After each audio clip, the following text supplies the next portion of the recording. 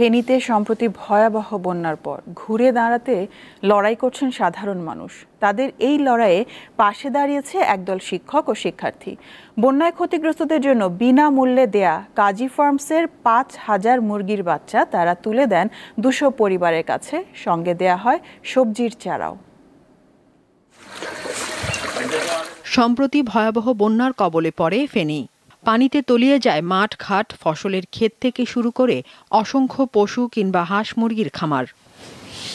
ভয়াবহ এই বিপর্যয়ের পর পুনর্বাসনের সহযোগিতা নিয়ে দুর্গতদের পাশে দাঁড়িয়েছেন ঢাকা শেরেবাংলা কৃষি বিশ্ববিদ্যালয়ের একদল শিক্ষক ও শিক্ষার্থী। ক্ষতিগ্রস্তদের জন্য বিনামূল্যে দেয়া কাজী ফার্মসের ৫,০০০ মুরগির বাচ্চা এবং একটি বেসরকারি ব্যাংকের সহযোগিতায় ২৫০০ সবজির চারা তারা তুলে দেন ফুলগাজী উপজেলার দুর্গতদের মাঝে। আমাদেরকে যে সহযোগিতা করেছে, আমরা এই সহযোগিতার জন্য সারা জীবন চিরকৃতজ্ঞ থাকব। আমরা গাছ মরক দিছে, এগুলা খাই, আমরা কোনো মতে বাঁচতাম হারিয়ে, এগুলা নিয়ে লালন পালন করবো। অফুরন্ত ধন্যবাদ জানাচ্ছি।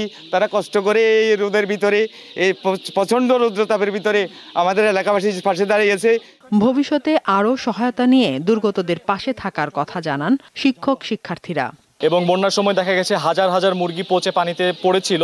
আমরা প্রথম ধাপে ৫,০০০ মুরগির বাচ্চা নিয়ে এসে এখানে বিতরণ কর্মসূচি আয়োজন করেছি এবং পরবর্তীতে আরও ৫,০০০ মুরগির বাচ্চা ক্ষতিগ্রস্ত কৃষকদের মাঝে বিতরণ করা হবে। গুলি দিয়ে যেন প্রান্তিক কৃষকরা তাদের যে ক্ষতি হয়েছে তা যেন কিছুটা পুষিয়ে নিতে পারে সে উদ্যোগ গ্রহণ করেছে।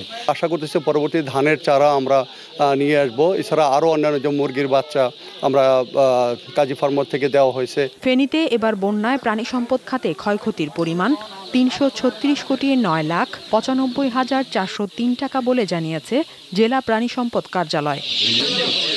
দীপ্ত বার্তা কক্ষ।